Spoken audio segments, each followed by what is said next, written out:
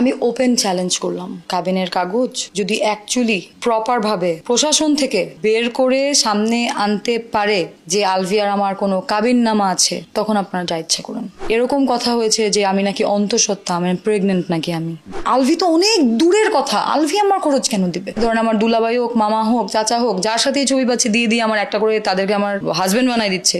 আমার বোনের বাচ্চার সাথে ছবি নিয়ে তারা ভাইরাল করে দিছে যে এটা নাকি আমার বাচ্চা।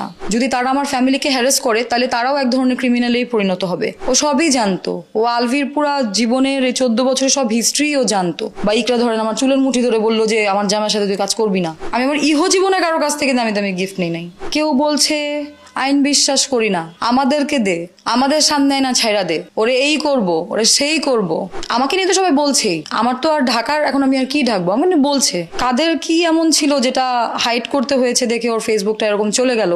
এটা এটা আমিও জানতে চাই। কিছু মানুষ জোরপূর্বক আমাকে দোষী করার চেষ্টা করছে। লাইফে আর কখনো সুইসাইড অ্যাটেম্প্ট করেছিল কিনা সেটা আমি বলতে চাই না।